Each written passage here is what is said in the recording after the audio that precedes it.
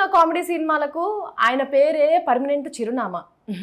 Sankranti black బస్టర్స్కు ఆయన పేరే ఒక వీలునామా. ఏదో చెప్పడానికి ట్రై చేశాను కానీ పర్ఫెక్ట్గా చెప్పాను. ఆయనే మన అనిల్ రావిపూడి గారు. నమస్తే అండి. లేదా నేనే రాసిన కష్టపడి.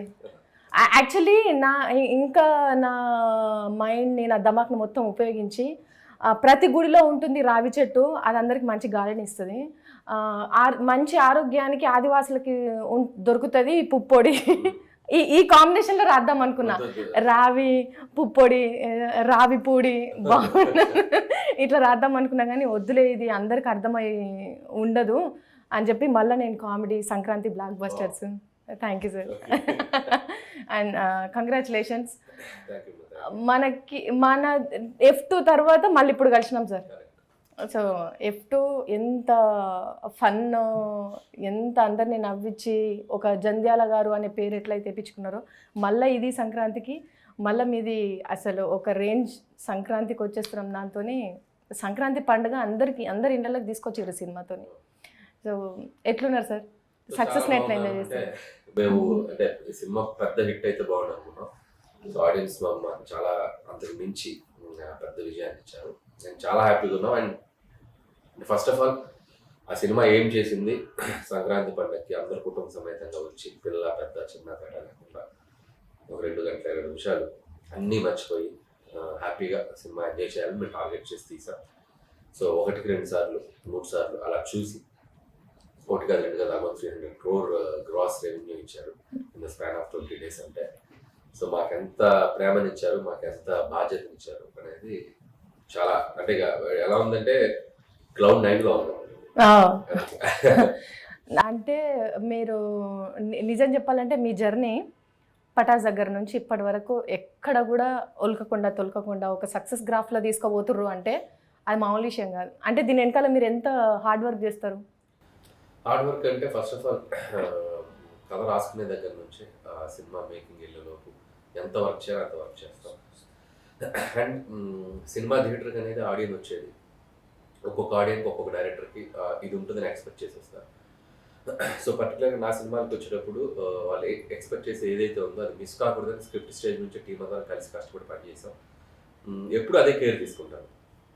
ఉన్న 2 గంటల 30 నిమిషాలు 2 గంటల 2 నిమిషాలు ఎంగేజింగ్గా వాళ్ళు ఏ సినిమాకి అయితే వచ్చారో ఆ సినిమా వాళ్ళు త్వరగా ఎంజాయ్ చేసి వెళ్ళాలి. సో దానికోసం ఎంత హార్డ్ వర్క్ చేయాలో స్క్రిప్ట్ స్టేజ్లోనే 1-2 సార్లు నేను థియేటర్లో ఉన్నట్టు నేను ఆడియన్స్ ఇమాజిన్ చేసుకొని అలా వర్క్ చేస్తాం. సో హోప్ఫుల్లీ ఏంటంటే అన్ని సినిమాలు అనుకున్న స్థాయిలో రీచ్ అయ్యాం. ఎక్కడ ఏది డిసప్పాయింట్ అవ్వలేదు.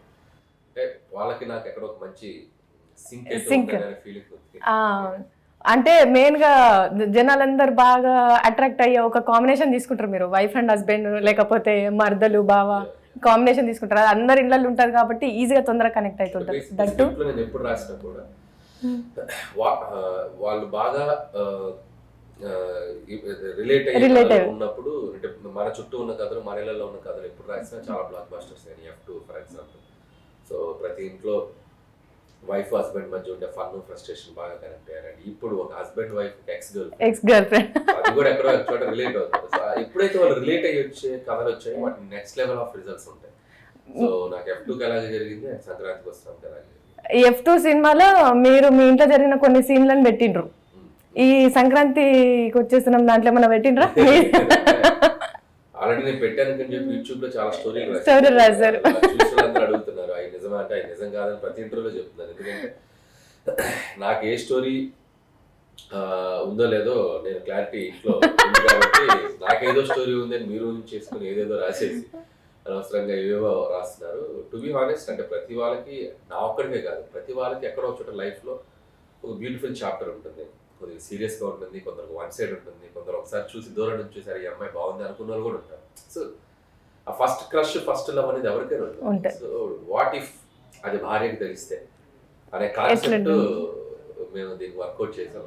సో మేము అందరికి చాలా బాగా కనెక్ట్ అయింది. అండ్ దట్టు అంటే ఒక్క మూవీతో మంచి సక్సెస్ వచ్చిందంటే దాని తర్వాత నుంచి కొన్ని ఇయర్స్ గ్యాప్ తీసుకోవడము, లేకపోతే దీని తర్వాత ఈ జానర్లకు కాకుండా మనం ఇంకొక జానర్లో వెళ్దాము అని అట్లా ఆలోచించడం అట్లాంటివి చేస్తూ ఉంటారు. కానీ మీరు అసలు గ్యాపే తీసుకోకుండా ఒకదానికి మించి ఇంకొకటి, ఒకదానికి మించి ఇంకొకటి చేస్తూ ఉంటారు కదా. రాసుకోవడానికి స్టోరీస్ రాసుకోవడానికి బ్యాంకాక్లు, దుబాయ్లు అట్లాంటి వెళ్తుంటారా, లేకపోతే ఎప్పుడు వెళ్ళినా కూడా చెరువు గట్టు? నాకు వైజాగ్ సెంటిమెంట్. సో నేను వైజాగ్ వెళ్తాను ఏ స్క్రిప్ట్ అయినా. ఫస్ట్ బేసిక్ ప్లాట్ ఇక్కడ అనుకుంటాం, ఆ తర్వాత వైజాగ్ వెళ్ళి అక్కడ నా టీంతో కొంచెం సరదాగా రాసుకుంటాం. తర్వాత మా విలేజ్ వెళ్తాం, మా అమ్మ నాన్న హ్యాపీగా విలేజ్లో చేసుకుంటాం.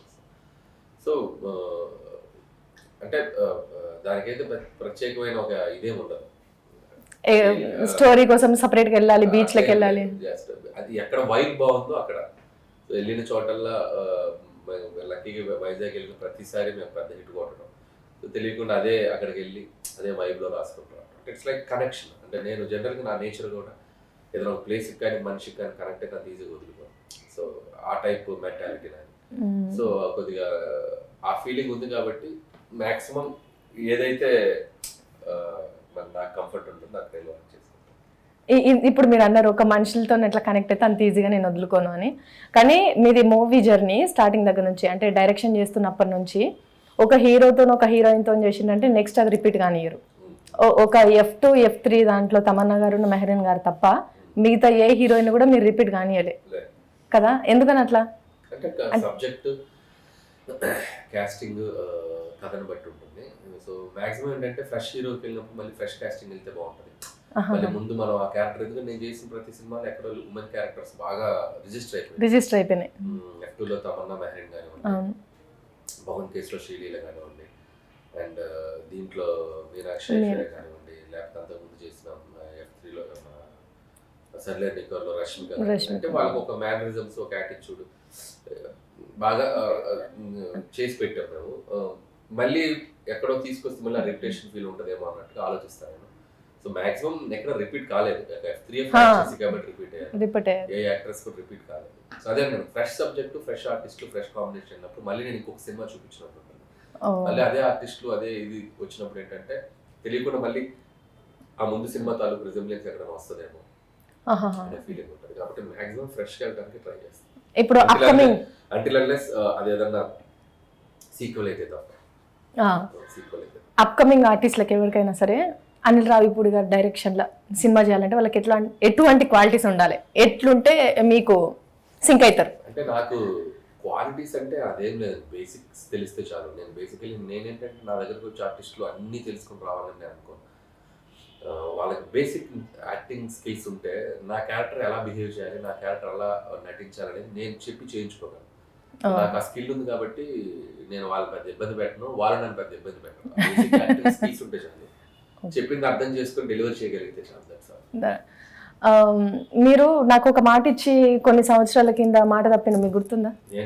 మీరు మాట ఇచ్చిండ్రు ఏంటంటే F2 సినిమా అప్పుడు మిమ్మల్ని నేను డైరెక్షన్ చేసినప్పుడు సినిమా స్టోరీలో కూర్చుంటే నేను ఊసబెట్టుకుంటానన్నారు. ఇప్పటి వరకు నాకు ఇచ్చిన మాట మీరు బ్రేక్ చేసింది తప్ప నిలబెట్టుకోలేరు. ఎందుకని అంటే ఎందుకు మర్చిపోయింది సార్ అట్లా? ఇప్పుడు స్టోరిస్టిక్ లో కూర్చోడానికి నువ్వేగా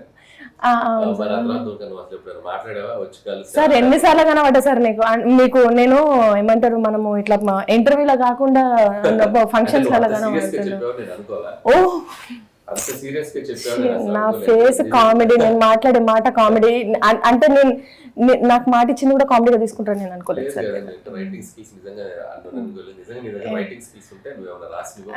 థ్యాంక్ యూ సో వద్దు సార్, మళ్ళీ ఇది కూడా కామెడీ అంటారు కదా మీరు. అనిల్ రావిపూడి గారి సినిమాలు అంటే ఇంకా ఫ్యామిలీ అందరు కూడా కూర్చొని మస్తుగా నవ్వుకోవచ్చు. ఇప్పటి వరకు మీరు చేసిన అన్ని సినిమాలలో కూడా ప్రతి ఆర్టిస్ట్కి ఒక రికగ్నైజేషన్ వచ్చింది. అంటే ఓకే సినిమాలో ఒక హీరోకి హీరోయిన్కే కాకుండా మిగతా అందరు ఆర్టిస్టులకు కూడా మంచి రికగ్నైజేషన్ అనేది వచ్చింది. కానీ అందరు కమెడియన్స్ వాడి సినిమా చేయలేదు కదా. అంటే ఒకప్పుడు వివి వినాయక్ గారు చేస్తుండే. సో అట్లా మీరేమైనా అందరు ఆర్టిస్టులతో కలిపి సినిమా చేసే థాట్ ఏమైనా ఉన్నదా సార్? డెఫినెట్గా చేస్తాను. అంటే ఇప్పుడు వెళ్తున్న రూట్లో సబ్జెక్ట్ని బట్టి కాస్టింగ్ ఉంటుంది. బట్ నాకు అలీబాబా డజన్ దొంగలు, అప్పులప్పారావు స్టైల్లో ఒక ఫిల్మ్ చేయాలని ఉంది. సో మొత్తం కమెడియన్స్తో నింపేసి అలా ఏదన్నా చేస్తే ఫ్యూచర్లో చేస్తాను. సో యాజ్ ఆఫ్ నౌ అయితే కొద్దిగా స్టోరీ డ్రివెన్, కొద్దిగా ఎంటర్టైన్మెంట్, రెండు మిక్సింగ్ యాక్షన్ అన్ని కలిపి చేసుకుంటాను కాబట్టి ఫ్యూచర్లో కంప్లీట్ కామెడీ, ఫస్ట్ స్టార్టింగ్ నుంచి ఎండింగ్ వరకు అసలు నో లాజిక్ అన్నట్టుగా ఓన్లీ మ్యాజిక్. ఏదైనా చేస్తే డెఫినెట్లీ ఐ థింక్ మొత్తం కమిడియన్స్ అందరిని నింపేసి ఫుల్ గోడ తీసేయచ్చు.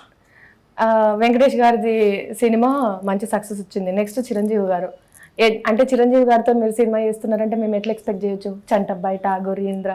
సో అంటే ఆయన కైండ్ ఆఫ్ ఎంటర్టైన్మెంట్ ఉంటూనే మంచి ఒక ఫ్యామిలీ డ్రామా చేయాలి.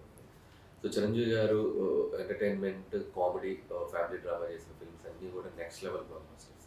సో నేను ఆ జోనర్ టచ్ చేయాలి అనుకుంటాను, like Gharana Mogudu, rowdy gang. So వీటిలో ఉన్న ఒక వింటేజ్ చిరంజీవి గారు అయితేనేమి, లేకపోతే ఆ కైండ్ ఆఫ్ బ్యాక్ డ్రాప్ వెళ్ళి ఇప్పుడు లేటెస్ట్ అప్డేటెడ్ వర్షన్తో చేయాలనుకుంటుంది. సో హోప్ సో అన్నీ సెట్ అయితే త్వరలో. హీరోయిన్ ఎవరు అనుకుంటున్నారు? ఏం కన్ఫర్మ్ కాదు, ఇంకా స్టోరీ లా కావాలి, డిస్కషన్ స్టేజ్లో ఉన్నాం. అన్ని త్వరలో అఫీషియల్ అనౌన్స్మెంట్ ఫ్యూచర్లో సో వస్తాయి. మేము చిరంజీవి గారి దగ్గర నుంచి కూడా మంచి 100% అంటే సో వెంకీ గారిది నాది ఒక టైమింగ్ ఎలా వర్కౌట్ అయిందో, అండ్ రవితేజ గారిది నాది ఎలా వర్కౌట్ అయిందో, అండ్ మహేష్ గారికి నాది ఎలా వర్కౌట్ అయిందో, ఒక ఎంటర్టైన్మెంట్ టైమింగ్ ఖచ్చితంగా చిరంజీవి గారిని మీరు ఊహించిన అంచనాలు ఏవైతే ఉన్నాయో అన్నిటికీ దగ్గరగానే ఉంటుంది. అండ్ మెగాస్టార్ గారి చిన్నప్పటి నుంచి ఆయన సినిమాలు చూస్తూ పెరిగాం. ఆయన ఎంటర్టైన్మెంట్, ఆయన డ్యాన్స్ ఒకటి, వాట్ నాట్ ఎవ్రీథింగ్ మాకు ఇన్బిల్ట్ అయి ఉంది. సో ఆయన రియాక్షన్స్ ఎలా ఇస్తే బాగుంటుంది, ఆయన టైమింగ్ ఎలా ఉంటుంది అని చెప్పి యాజ్ ఏ ఆడియన్స్గా ఆయన సినిమాలో ఒక ఫ్యాన్ మూమెంట్స్ అంటారు కదా, అన్నీ మా బాడీలో ఉన్నాయి. కాబట్టి స్విచ్ నొక్కితే వస్తూ ఉంటాయి. ఆయన్ని మేము ఎంత జాగ్రత్తగా వాడతాం అనేది మా మీద డిపెండ్ అయింది. ఆయన అంటే ఆయన లైక్ లెజెండరీ యాక్టర్ కాబట్టి, సో మేము ఆయన ఎంత జాగ్రత్తగా వాడుకొని ఒక ఎక్స్ట్రాడినరీ ఫిల్మ్ డెలివర్ చేస్తారని అనిల్ రావిపూడి గారు డైరెక్టర్ కాకపోతే ఏమై ఉండేటోళ్ళు? ఖచ్చితంగా సినిమా ఇండస్ట్రీలో ఏదో ఒక క్రాఫ్ట్ లో ఉండేవాడిని. అంటే ఎప్పుడు హీరోలకు పోటీగా స్టేజ్ మీద మంచి పర్ఫార్మెన్స్ చేస్తూ ఉంటారు. అయ్యో అదేం సార్, రివ్యూవర్ గారు, ఏ ఇన్ఫ్లుయెన్సర్ గారు ఉండేవారు. అయ్యో అట్లా ఎందుకంటే సినిమా విభాగంలో ఎక్కడో పనిచేస్తూ ఉండేవాడిని తప్ప సినిమాను వదిలిపెట్టే వెళ్ళేవాడిని కాదు. ఏ సాఫ్ట్వేర్, ఏ అమెరికాలో ఉంటూ ఈ సినిమాలకు రివ్యూలు ఇచ్చుకుంటున్నాం, లేకపోతే సినిమా గురించి ఇన్ఫ్లుయెన్సర్ గారు ఏదో ఒక సినిమాకి సంబంధించిన క్రాఫ్ట్ తోనే ఉంటాం. మేమైతే ఏమనుకుంటామంటే స్టేజ్ల మీద మంచిగా డాన్స్ చేస్తూ ఉంటారు, ఫిట్నెస్ బాగా మెయింటైన్ చేస్తున్నారు, ఆబ్వియస్లీ ఒక హీరో. చిచ్చి అట్లనే సార్, ప్రోగ్రామ్స్ పోయిన దగ్గర కూడా మీరు సోలో చేస్తున్నారు కదా మంచిగా. సో ఒక హీరో లాగా ఎంట్రీ ఇవ్వాలనే థాట్ ఉండేదేమో మీకు అని. చూస్తారు కానీ అంటే ఆ యాంగిల్ ఎప్పుడు లేదు. అంటే నా ఫస్ట్ అండ్ ఎప్పుడు కూడా డైరెక్షనే నా ఎయిమ్, అదే అంబిషన్. సో యాక్టింగ్ చేయాలని అంటే హీరో అని కాదు, కానీ కంటెంట్ డ్రివెన్ ఫిల్మ్స్ ఏదైనా ఉంటే in future I think about not soon, ఇప్పుడు కాదు, నాట్ వెరీ సూన్, ఒక 5-6 ఇయర్స్ తర్వాత 5-6 ఇయర్స్ తర్వాతనైనా జరుగుతుంది. యాక్టింగ్ సైడ్ వస్తాం. సైడ్ ఏదైనా ఇప్పుడు మంచి సినిమాలు, ఏదైనా మంచి క్యారెక్టర్ ఉంది, మీకు రాయాలా మీరే రాసుకోవాలా? నేను రాయక్కర్లే. అదేంటి మీ క్యారెక్టర్ మీరు రాసుకోరా? నా సినిమాలు నేను రాసుకోను కదా, నా సినిమాలు నేను వేరే వాళ్ళకి రాయాలి. నాకు ఎవరన్నా రాస్తే నేను యాక్ట్ చేస్తాను. అంటే చూసిండ్రు కదా, ఎవరైనా సరే అనిల్ రావిపూడి గారు సార్ తోని సినిమా చేయాలనుకుంటే మీరు మంచి స్టోరీతో రెడీ ఉండొచ్చు, యాక్ట్ చేయడానికి సార్ రెడీగా ఉన్నారు. 5-6 ఇయర్స్ అంటే ఎంత సార్? మీరు ఇప్పుడు నెక్స్ట్ చిరంజీవి గారితో చేస్తారు యాక్టర్ గా, అంటే అప్పటి వరకు కూడా మీరు ఫిట్నెస్ ఇట్లనే ఉన్నదంటే హీరో అడుగుతారు సార్. అంటే సినిమాలు చేయకపోతే టీవీ సైడ్ ప్రోగ్రామ్స్ ఏమన్నా డైరెక్ట్ చేయాలనే దాంతో ఏమన్నా ఉండేనా సార్ మీరు? టీవీ షో చేయాలి, మంచి షో చేయాలి కానీ, బట్ అది ఇప్పుడే అంత ప్లాన్డ్ గా వర్క్ చేయట్లేదు. బాగా బిజీ ఉన్నాను కాబట్టి యాజ్ డైరెక్టర్ గా ఇవన్నీ రిటైర్మెంట్ ప్లాన్స్. ఒకప్పుడు అంటే నాకు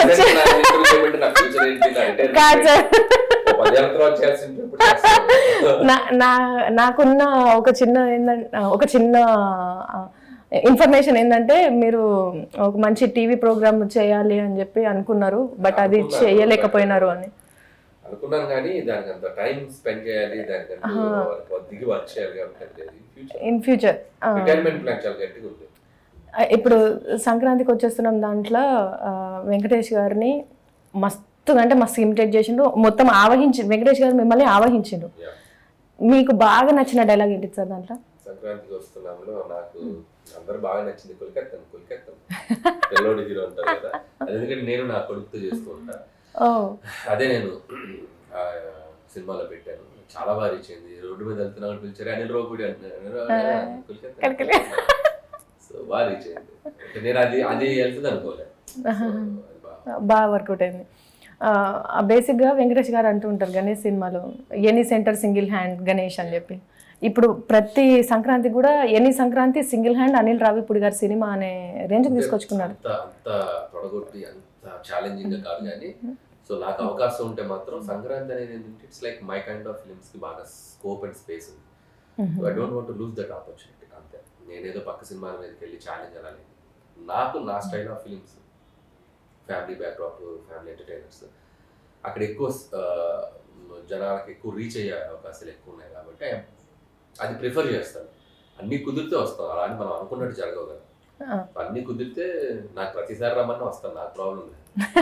చేసేటప్పుడు హీరో షూటింగ్ స్కెడ్యూల్స్ అన్నీ ప్లాన్డ్గా జరిగితే వచ్చేయచ్చు. మీరు సినిమా తీసిన తర్వాత ఇప్పుడు ఇందాక అన్నారు కదా, ఒక 2-3 సార్లు చూసుకున్న తర్వాతనే ఇది వెళ్తుందా వెళ్ళదా లేకపోతే ఏంటి అనేది చెక్ చేసుకున్నామని చెప్పేసి అన్నారు కదా. అట్లా ఒక 2-3 టైమ్స్ చూసుకున్నప్పుడు మీ సినిమాలో మీకు బాగా ఇది బాగా జనాలకు వెళ్తుంది అని అనుకున్న సీన్ ఏంటి సార్? నేను సినిమాలో హాయ్ సీన్ బాగా వెళ్తాను. హాయ్ అంటే అగ్గిస్తావా అనేది అదే టైంలో పిల్లోడుగా మీనాక్షి తీసుకురావడం, మొత్తం టోటల్ ఎపిసోడ్ చాలా బాగా వర్కౌట్ అవుతుంది. అది పిల్లోడు ఓటీటీ కిట్ తిట్టేది 2 ఎపిసోడ్లు ఫస్ట్ హాఫ్ లో చాలా బాగా వెళ్తాను. సెకండ్ హాఫ్ లో నేను ఊహించిన దానికంటే ఎక్కువ రెస్పాన్స్ వచ్చింది. అమ్మో ఇది వర్కౌట్ అవుద్దా లేదా అనుకున్న ప్రతిదీ ఎక్స్ట్రాడినరీగా వర్కౌట్ అయింది. అంటే సెకండ్ హాఫ్ నా ఎక్స్పెక్టేషన్ కి మించి రియాక్ట్ అయినా అంటారు. అది నేను కొద్దిగా సర్ప్రైజ్. అమ్మాయి ఆవకాయ ఇది పెట్టితో ఎపిసోడ్ ఒకటి, అండ్ ఫ్రెడ్డీది మన ఉపేంద్ర ఉన్నారు కదా ఆయన ఎపిసోడ్స్, అది బాగా. అండ్ ఎస్పెషల్లీ ఈ సినిమాలో రమణ గోగుల గారితో పాట పాడించి మళ్ళీ సెకండ్ ఇన్నింగ్స్ ఇచ్చేసినారు. సో అసలు ఆయనతో ఆ సాంగ్ పాడియాలని మీకు ఎట్లా అనిపించింది? ఆయనతో అంటే నాకు సాంగ్ కంపోజ్ అయ్యాక భీమ్స్ నేను అనుకుంది ఏంటంటే సాంగ్ సూపర్ హిట్ సాంగ్, దీన్ని మొత్తం ఆడియన్స్ ఈ సాంగ్ గురించి వెయిట్ చేసేలా అలా ఏదన్నా చేయాలంటే వాళ్ళు ఎప్పటి నుంచో ఎదురు చూస్తున్న ఒక వాయిస్ ఉంటే బాగుంటుంది. అంటే నేను రమణ గోగుల గారి గురించి ఆఫ్లైన్లో ఎప్పుడు ఆన్లైన్లో కానీ ఆఫ్లైన్లో కానీ ఆయన మళ్ళీ పాడితే బాగుంటుంది చాలా మంది అనేది నేను చూసాను. రమణ గోగుల గారికి అప్రోచ్ అయ్యాను. So thanks to Ramana Gogula గారు, ఫస్ట్ ఆయన దాన్ని యాక్సెప్ట్ చేసి పాట పాడి ఆ సినిమా ఆ సాంగ్ హిట్లో భీమ్స్ది ఎంత అద్భుతంగా కంపోజ్ చేశాడో. సో రమణ గోగుల గారికి కూడా మన కొద్దిగా క్రెడిట్ ఇవ్వాలి, ఎందుకంటే ఆయన వాయిస్ కూడా ఆ సాంగ్ లెవెల్కి తీసుకెళ్ళి. సో వీళ్ళిద్దరు భీమ్స్ అండ్ రమణ గోగుల కాంపోజ్ దానికి హార్ట్ అని చెప్పాలి. ఎందుకంటే అంటే రెగ్యులర్ సోషల్ మీడియాలో యాక్టివ్ ఉన్న వాళ్ళని పెట్టుకుంటే మన సినిమాకి దానికి వర్కౌట్ అవుతుంది అని చెప్పేసి అనుకుంటారు కదా. కానీ అంటే ఈ మధ్య కాలంలో ఎక్కడ లేని రమణ గోగుల గారిని తీసుకొని వచ్చి పెట్టేసరికి అందరికి మనం మిస్ అయిన పర్సన్స్ టక్కన తీసుకొచ్చి ఎక్కువ కనెక్ట్ అవుతాం. సో అది మ్యాజిక్ జరిగింది. సో మధుప్రియ కూడా అమ్మాయి కూడా మంచి పాటలు, తెలంగాణ అమ్మాయి మంచి సింగర్. సో తను వచ్చిండే సాంగ్ తర్వాత మళ్ళీ నా సినిమాలో ఈ సో క్యూట్ రెండో సాంగ్ కదా మీ చాలా బాగుంది. వాళ్ళిద్దరు కాంబినేషన్ కూడా చాలా బాగుంది. సో ఎక్స్ప్రెషన్స్ వైజ్ దాని మాడ్యులేషన్స్ వైజ్ పాటలు చాలా అద్భుతంగా పాడారు. అనిల్ రావిపూడి గారి దగ్గర నుంచి మేము యాక్షన్ సినిమాలు ఏమైనా ఎక్స్పెక్ట్ చేయొచ్చు సార్? చేస్తూనే ఉన్నాగా యాక్షన్ అంటే భార్య భర్తలు కొట్టుకునేవి, ఇంటి పక్క వాళ్ళు ఇంట్లో కొట్టుకునేవి ఇవి కాదు సార్. భగవంత్ కేసరి చేశాను. It's like family story drama ఉంటుంది, యాక్షన్ హై అండ్ యాక్షన్ చేశాను. భగవంత్ కేసరి సర్లేర్లో ఉంటుంది. చేస్తా వన్ ఆఫ్టర్ ఫిల్మ్ వన్ ఆ హీరోని బట్టి. బాలబాబు గారు లాంటి హీరోతో చేసినప్పుడు యాక్షన్ చేయాలి, కొద్దిగా ఎంటర్టైన్మెంట్ హై యాక్షన్ చేయాలి. భగవంత్ కేసరిలో చేసాం, రేపు నెక్స్ట్ ఆయనతో ఎప్పుడైనా చేసినా కూడా మళ్ళీ అక్కడ తీసుకొని వస్తాం, మళ్ళీ యాక్షన్ హై అండ్ యాక్షన్. సినిమాని బట్టి హీరోని బట్టి. ఇప్పటి వరకు మీరు చేసిన అన్ని సినిమాలలో మీకు బాగా కిక్ ఇచ్చిన సినిమా ఏంటి సార్? మొన్నటి వరకు 2-3 సినిమాలు ఉండే, ఇప్పుడైతే సంక్రాంతికి వస్తున్నాం. ఇప్పుడు నుంచి 8 సినిమాల్లో నాకు బాగా కిక్ ఇచ్చింది సంక్రాంతి 2025. నేను ఎప్పటికీ మర్చిపోలేను. 4ంటికి 5ంటికి బెనిఫిట్ షోలు, దానికి ఫ్యామిలీస్ పిల్లలతో రావడం, అది ఒక జాతర లాగా. పొద్దున్నే వెళ్ళి థియేటర్స్లో 3:30-4ంటికి పిల్లలు ఫ్యామిలీస్తో కలిసి సినిమా చుట్టూ ఏదో ఒక మాస్ ఫిగర్ లాగా రావడం. సో ఇది నేను ఎప్పటికీ మర్చిపోలేను. ఈ 2025 సంక్రాంతి అనేది సంక్రాంతి సినిమా హిస్టరీలో కూడా ఒక రాయాల్సిన ఒక సంక్రాంతి. ఎందుకంటే ఈ సినిమా చేసిన మ్యాజిక్, ఈ సినిమా చేసిన రెవెన్యూస్, ఈ సినిమా క్రియేట్ చేసిన records. So 6th day 13th day 28th day almost industry records create చేసిన స్థాయికి వెళ్ళింది cinema. It's like it's one kind of magical run అని చెప్పాలి. సో మేకర్ గారు రాజు గారు, శిరీష్ గారు, డైరెక్టర్ గారు, నేను, మా వెనకుండి మాతో పాటు నడిపించిన మా హీరో వెంకటేష్ బాబు గారు. సో ఈ ముగ్గురికి ఈ సినిమా ఒక mile stone. And once again congratulation sir. అంటే చిన్నోళ్ళ దగ్గర నుంచి ముసలోళ్ళ వరకు నవ్వించడం అంటే మామూలు విషయం కాదు. అది థియేటర్లో అందరిని అట్లా కూర్చోబెట్టాలి 2.5 గంటలు అంటే. సో నిజంగా తెలుగు ఇండస్ట్రీకి మీ సినిమాలు ఇంకా ఎక్కువ కావాలి, ఇంకా ఎక్కువ మంది ఆర్టిస్టులకి మంచి మంచి పేర్లు రావాలి. సో మీకు 2025 ఎట్లయితే స్టార్ట్ అయిందో తర్వాత సంవత్సరాలు కూడా అట్లనే హ్యాపీగా సంతోషంగా జరగాలి హార్ట్ఫుల్లీ కోరుకుంటాం. ఎప్పుడు మెడిసిన్. సో ఎవరెంత స్ట్రెస్లో ఉన్నా, అది ఎవరికైనా అంటే ఒక్కోసారి ఎలా ఉంటుందంటే ఎలాంటి జోనర్ తీసే డైరెక్టర్లైనా ఒకసారి నవ్వుకోవాలనుకుంటున్నారు. సో ఎలాంటి సినిమా తీసే ఆడియన్ అయినా ఒకసారి నవ్వుకోవాలనుకుంటున్నారు. కామెడీ ఈజ్ యూనివర్సల్, ప్రతి ఒక్కరికి దగ్గరికి వెళ్ళేటువంటి ఒక మెడిసిన్ అని. సో దాన్ని ఆడియన్స్ రెస్పెక్ట్ చేయడం, మాలాంటి డైరెక్టర్స్కి నాతో పాటు ఎంటర్టైన్మెంట్ సినిమాలు తీసిన మిగతా డైరెక్టర్స్ అందరికి కూడా ఈ సక్సెస్, ఈ విక్టరీ అనేది ఇంత పెద్ద విక్టరీ అనేది అందరికి ఒక ఎనర్జీ ఇచ్చింది. సో డెఫినెట్గా ఎంటర్టైన్మెంట్ ఫిల్మ్ చేసే డైరెక్టర్స్ అందరూ సో ఇంకా ఎనర్జీగా వర్క్ చేస్తారు నాతో పాటు. So thanks to audience. కామెడీకి ఎంత పొటెన్షియల్ ఉంది, ఎంత స్ట్రెంగ్త్ ఉందని మళ్ళీ మీరు ప్రూవ్ చేశారు. Thank you so much. Thank you sir. Thank you.